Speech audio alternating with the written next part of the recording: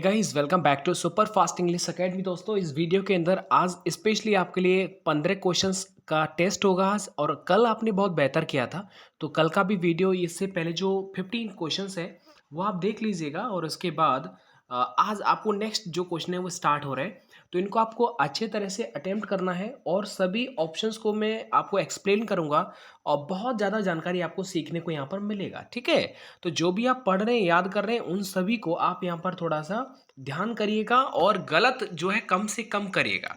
तो मुझे आपको लास्ट में बताना है कि 15 में से कितना स्कोर आपका रहा था। ठीक है, और पेपर की अच्छे से तैयारी कर लेना। पेपर जब भी होगा उसकी कोई दिक्कत नहीं है, लेकिन आप तैयारी को जो है आपको छोड़ना नहीं है। अब देखिएगा, आपके लिए मैं पहले वन वर्ड करवा देता हूँ जो एग्जाम में आए थे। पूछा गया था कि वन हु हेट्स वुमेन, यानी कि ऐसा व्यक्ति जो औरतों से नफरत करता हो। One who hates women. ठीक है, तो उस व्यक्ति को क्या बोलते हैं बताइए। उस व्यक्ति को क्या बोलते हैं? उसे बोलते हैं मिसोजिनिस्ट। क्या बोलते हैं उसे? मिसोजिनिस्ट बोलते हैं। मिसोजिनिस्ट किस में लिखा है? ऑप्शन नंबर डी के अंदर लिखा हुआ है।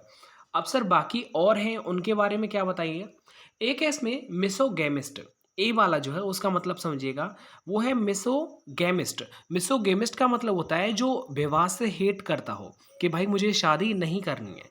एक और देखिएगा, एक और इसमें मिसैंथ्रोप। एक और कौन सा है बताओ जल्दी से। एक और इसमें मिसैंथ्रोप। मिसैंथ्रोप का मतलब होता है कि ऐसा व्यक्ति जो पूरी मानव जाति से ही हेट करता हो। उसे किसी से, नहीं तो औरत से, ना आदमी से, किसी से भी उसे जो है प्यार नहीं होता है, हेटफुल नज़रिए से वो देखता है। एक है इसमें एम्बीवर्ट। एम्बीवर्ट का मतलब होता है जो उभयमुखी व्यक्ति होता है। ठीक है, जो अंतर्मुखी और बहुमुखी दोनों में ही जो है वो एकदम एक्सपर्ट होता है। तो ये चारों आपको याद हो गए होंगे।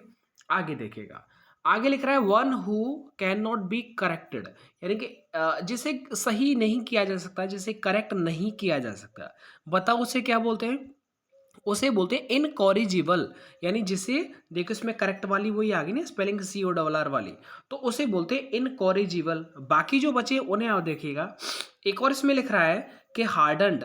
वो हार्डन्ड मतलब एक वर्ब बन गई, हार्ड की वर्ब हो गई, यानी सख्त करना, कठोर बनाना। ठीक है, हार्डन्ड। एक इसमें इनवल्नरेबल। क्या हुआ है? इनवल्नरेबल। इनवल्नरेबल मतलब जिसे चोट नहीं पहुंचाई जा सकती, उसे बोलते हैं इनवल्नरेबल। एक और है इसमें, एक और है इनक्योरेबल। इनक्योरेबल मतलब वही क्योर से संबंधित है, जिसका उपचार नहीं किया जा सकता, उसे बोलते हैं इनक्योरेबल। तो इन चारों पांचों को याद रखेंगे तो फाइनली इसका जो ए है वो एकदम सही।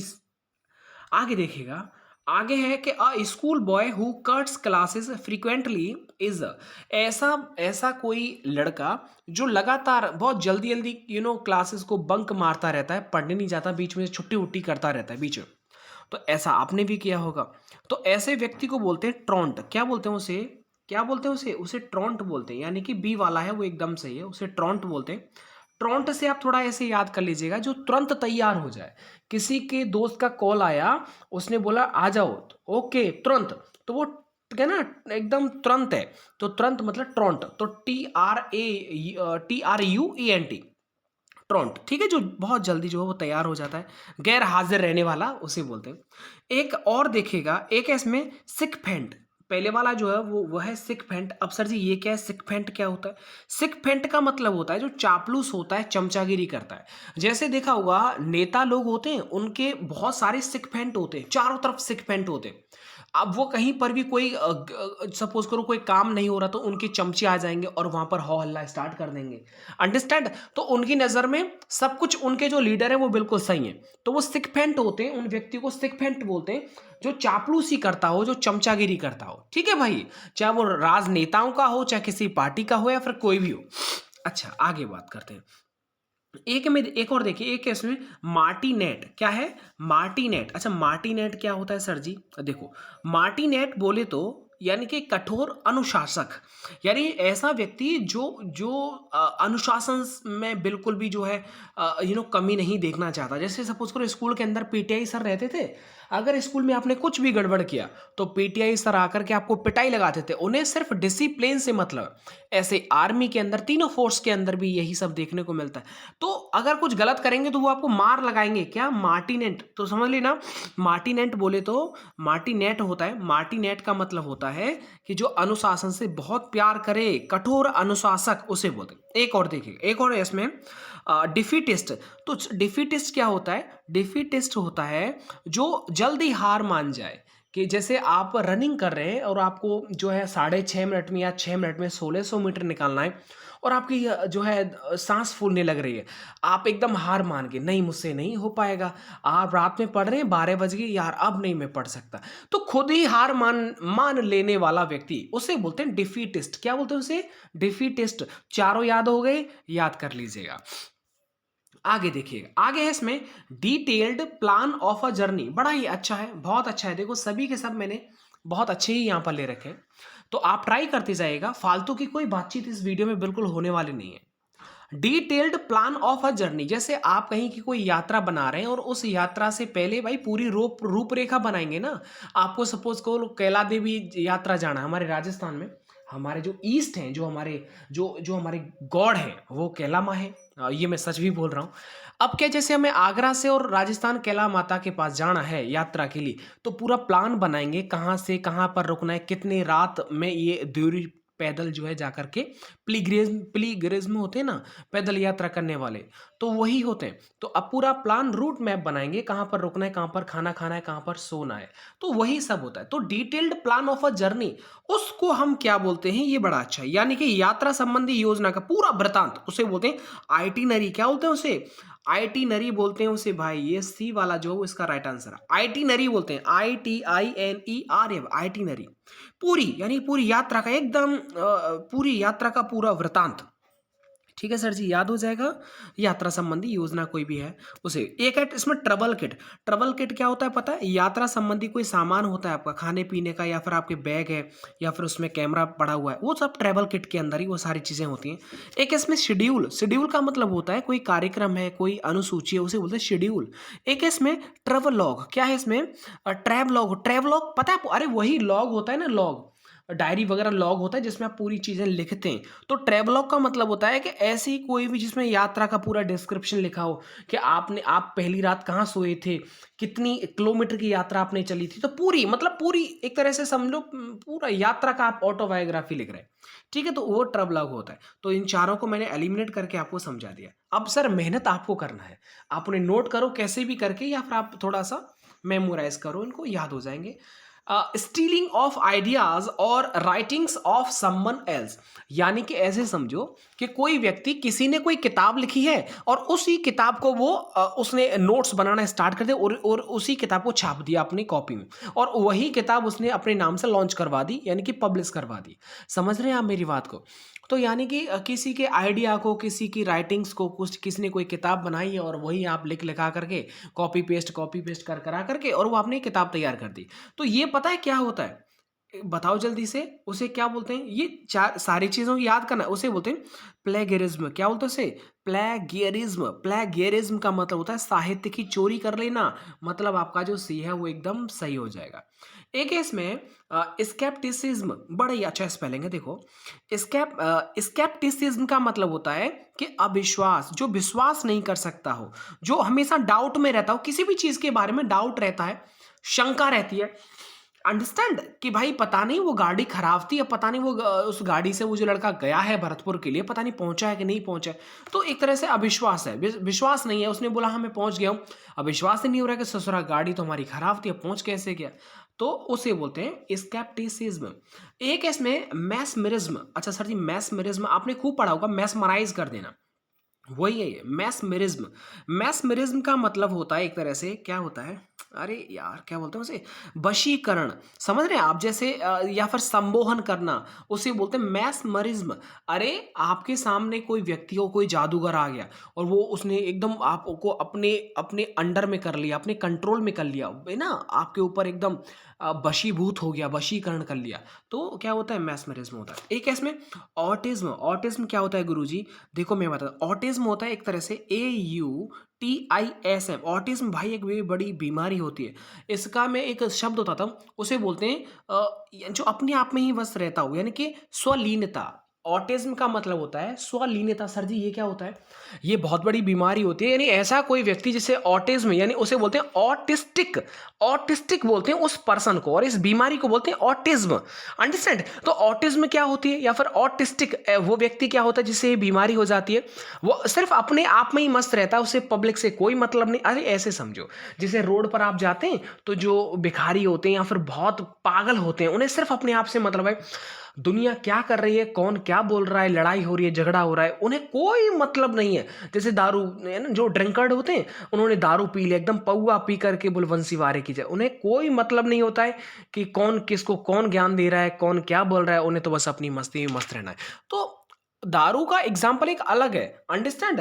वो ड्रंकर्ड होते हैं, लेकिन ऑटिज्म एक बीमारी ऐसी जो अपने आप में ही व्यक्ति खुश रहता है और वो दूसरे से जो बात वार्तालाप नहीं करना चाहता।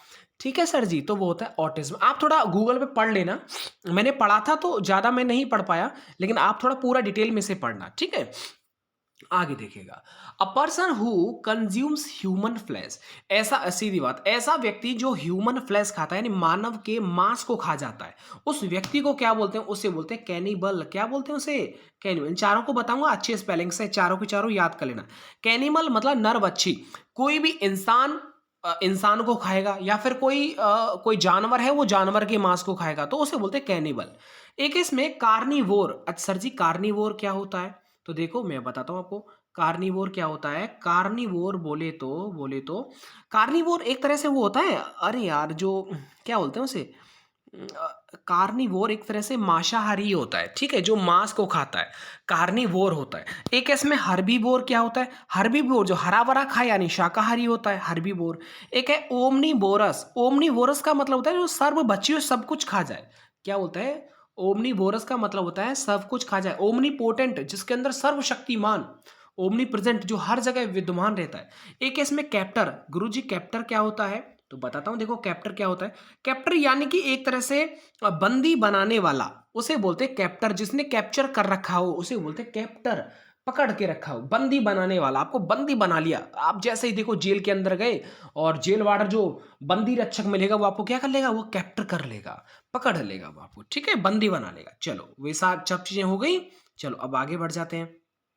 आगे है ये देखो, अब आपको जो अंडरलाइन किया हुआ है इस जगह पर इन चार में से आपको एक बताना है, और वो कौन सा अच्छा रहेगा या फिर नहीं है, कोई इंप्रूवमेंट नहीं है। ये बड़ा डिफिकल्ट होता है, पूरी इंग्लिश ग्रामर आप अगर आपको आती है तभी आप कर पाएंगे। और सर बहुत अच्छे हैं तो इन्हें इग्नोर मत करना, अच्छे से समझ लेना, ठीक है? ये 15 क्वेश्चन है, 5 मैंने छोड़ दिए, ऐसे समझो वो एकदम पूरा पैसेज ही छोड़ दिया है, ठीक है? बाकी मैंने 15 ही लिए थे, 16 भी नहीं ले रहे इसमें। अब ये देखना, इस वाले कॉन्सेप्ट को आप समझना, मैं आपको समझाऊंगा। जैसे ये देखो, ये लग रहा है he may have grown taller when I last saw him. यानी कि जब मैंने पिछली बार उसे देखा था, he may have grown taller, वह लंबा हो गया होगा, वो बड़ा हो गया होगा, वो लंबा हो गया। यानी जब मैंने उसे पिछली बार देखा था, अंतिम बार देखा था, तो वो लंबा हो गया होगा। अब ये चीज समझना कि इस तरह का जो सेंटेंस, बस यही थोड़ा डिफिकल्ट होगा आपके लिए समझने में, बाकी मैं बता दूंगा आपको। देखो सर, जो रूल चलता है वो एक रूल होता है कि अगर बीच में, ये देखो, अगर बीच में कोई वैन आ जाए, क्या आ जाए, कोई वैन आ जाए, और अगर लास्ट में पास्ट इंडेफिनिट चल रहा है और आगे प्रेजेंट परफेक्ट चल रहा है, ये पॉसिबिलिटी वाला है। अगर आप मे को हटा दो तो have third form present perfect में ही आता है ना, आता है। तो लास्ट में अगर सेकंड फॉर्म यानी पास्ट इंडेफिनिट आ जाए और आगे प्रेजेंट परफेक्ट आ जाए, तो इनके बीच में जो कंजंक्शन चलता है वो वैन नहीं सर जी, वो सिंस चलता है। क्या चलता है? सिंस चलता है। तो इसलिए सिंस वाला जो बी वाला वो एकदम सही हो जाएगा। अब आप कुछ सोच रहे होंगे, सर जी हम कैसे पहचानेंगे? देखो मैं बताता हूँ।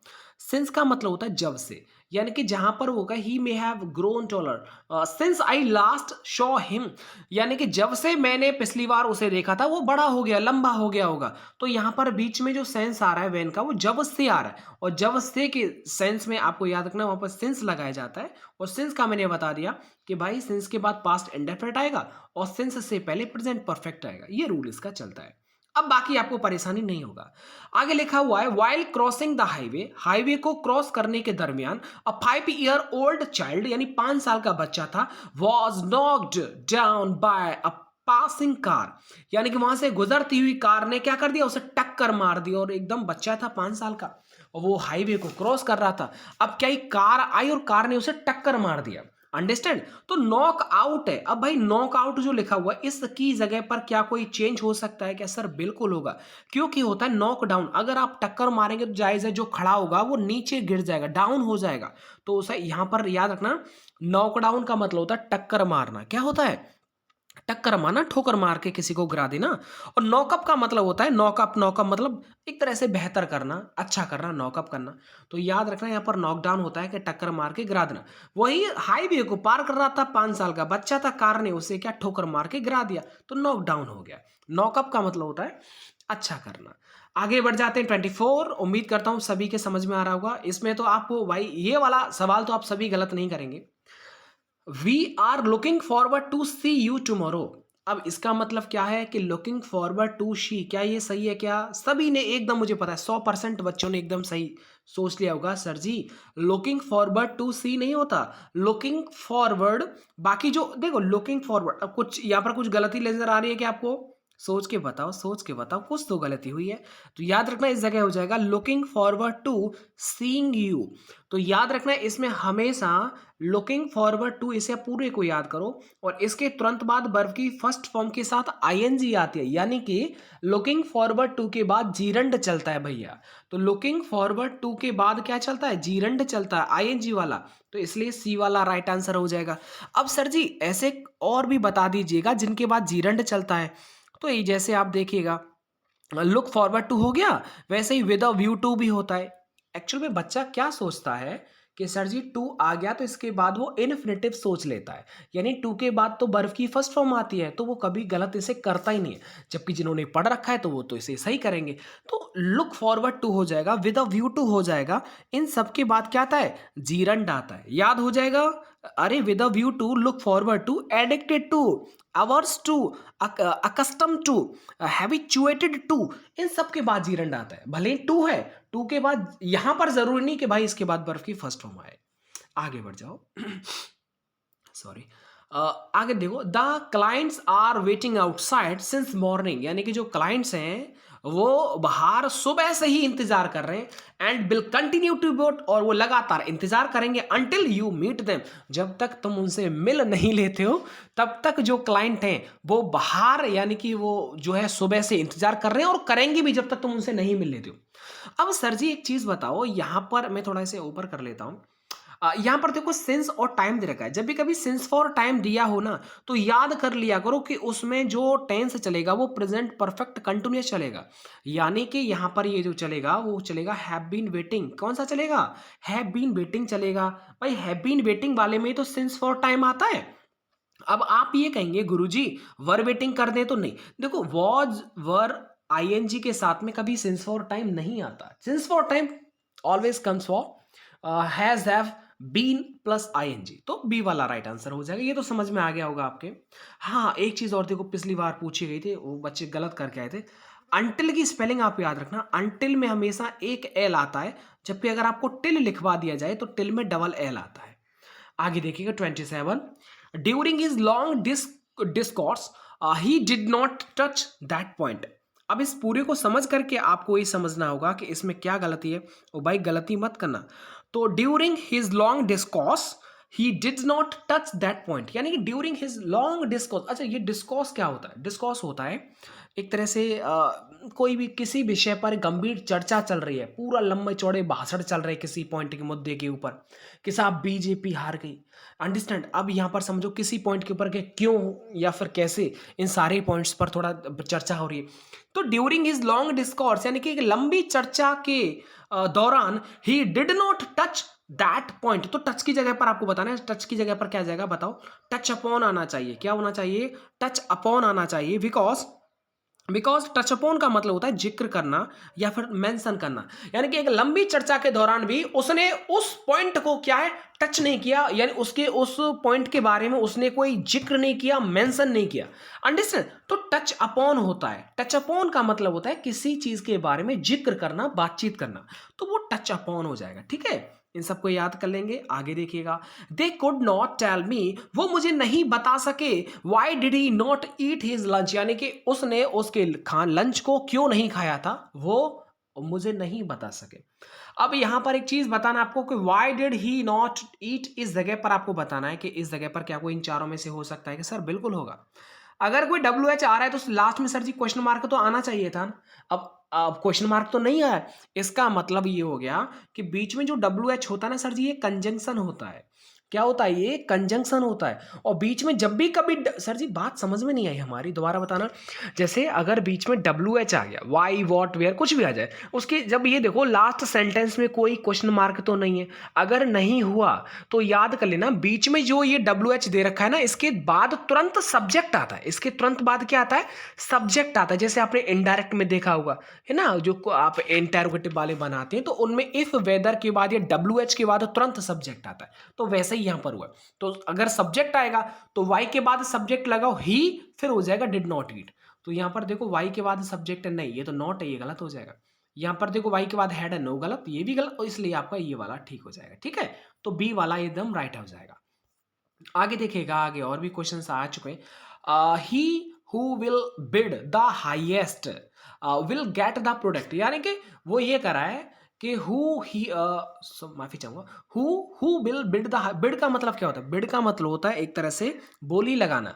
अरे जैसे आप मंडियों में नहीं जाते, आपके जो अनाज होता है उसकी बोली लगते हैं, और जो भी बोली ज्यादा लगा देता है वही प्रोडक्ट जो है वो उससे बेच देता है। ठीक है सर जी, तो ये होता है he who will bid the highest, यानी कि जो ऊंची, जो सबसे ऊंची बोली लगाएगा, विल गेट द प्रोडक्ट, उसी को ये सामान मिल जाएगा। अब सर जी आपको जो चेंज करना है वो सर इस वाले में बदलाव करना है, ये बताओ। और आगे भी जो है सेल बिल दे रखा है, तो लगातार सेल, लगातार 2 बार फ्यूचर तो नहीं आ सकता।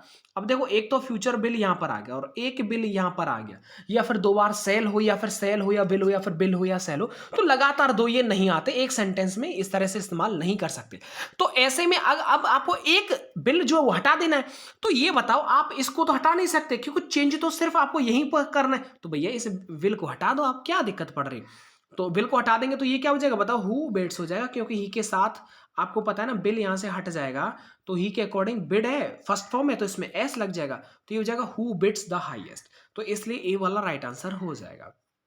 आगे देखिएगा, आगे if he had time he will call you. ठीक है, इस वुड की जगह पर विल यहां पर लिखा हुआ है। इफ ही हैड टाइम, यदि उसके पास टाइम होगा तो ही विल कॉल यू, यानी वो तुम्हें क्या करे? बुला लेगा। ठीक है सर जी, यानी उसके पास टाइम होगा तो वो तुम्हें बुला लेगा, ये मतलब है इसका। अब याद रखना इफ के साथ ये जो सेंटेंस चलता है, ये पता है क्या, ये कंडीशनल है, और बाकी जो है वो सेंटेंस ऑफ कॉन्सिक्वेंसेज है, निष्कर्ष वाला है। तो याद रखना निष्कर्ष वाला कभी भी अगर फ्यूचर इंडेफिनिट में आ रहा हो तो याद रखना इफ के साथ जो चलता है वो हमेशा प्रेजेंट इंडेफिनिट चलता है। बोलिए सत्यनारायण भगवान की।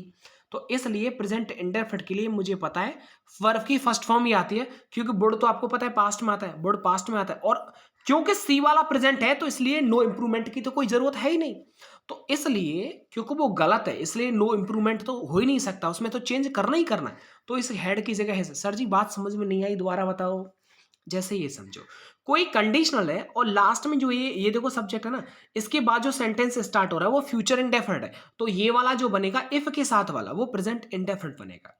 अब ये देखिएगा, John had told me that he has not done it yet, यानी जॉन ने मुझे बताया कि भाई उसने अभी तक ये काम जो है वो नहीं किया है। आपको यहां पर क्या कोई गलती नजर आ रहा है? देखो भाई कहीं भी गलत हो नो टेंशन, आप तो ये देखो कि इस जगह पर क्या बदलाव किया जा सकता है, आगे पीछे आप देखो ही मत। सिर्फ आप इस जगह पर ध्यान लगाओ। तो इस जगह पर जब आप लगाएंगे तो चीज समझो, दैट के बाद ये देखो प्रेजेंट आ रहा है कि नहीं आ रहा, आ रहा है ना। तो सर जी दैट से पहले भी प्रेजेंट आना चाहिए, तो प्रेजेंट आना चाहिए। तो टोल्ड तो आपको पता है पास्ट को शो करता है, नो। वॉज तो पास्ट को शो करता है, नो। और नो इंप्रूवमेंट आ नहीं सकता, क्योंकि उससे पहले प्रेजेंट लाना है। तो प्रेजेंट हमारा बी वाले ऑप्शन में दे रखा है, तो इसलिए बी वाला आपका राइट आंसर हो जाएगा। क्योंकि बर्फ की फर्स्ट फॉर्म में एस या यस हो या खाली बर्फ की फर्स्ट फॉर्म हो, तो ये हमेशा प्रेजेंट को बताता है। तो चलिएगा, और इसके बाद इसमें पूरे के जो मैंने क्वेश्चंस आपको करवाए थे उन सबका मैंने आंसर की भी यहाँ पर ले रखा है। तो ये मैंने कल आपको पूरा पेपर करवा दिया था, आपको याद हो तो ये सब मैंने कल का क्वेश्चन पेपर था, और ये मैंने पूरे के पूरे आप सभी को करवा दिए। तो परेशान नहीं होना है, इसकी वीडियो ये नहीं, ये जितने भी क्वेश्चंस लिए थे मैंने 15, इन सबका पार्ट डिस्क्रिप्शन में दे रखा है, 15 क्वेश्चंस का है। वो सब आप जो है करके बताओ, उसका स्कोर बताओ, और फिर आप कमेंट करके बता दो कि सर जी इसका नेक्स्ट चैप्टर आप लेके आइएगा। तो मैं अभी जो है आपके लिए कल के लिए एक अच्छा सा टेस्ट पेपर जो है बना लूँगा। और कमेंट करके ज़रूर बताना मेहनत कैसी लग रही है, कि ये जो पेपर्स आपके लिए बनाए जा रहे हैं वो कैसे हैं, आपको समझ में आ रहा है कि नहीं आ रहा। तो ये थोड़ा सा आप ज़रूर बताना, ठीक है सर जी। चलो लाइक एंड शेयर ज़रूर करना, अपने दोस्तों को भी ज़रूर जोड़िएगा। Thank you.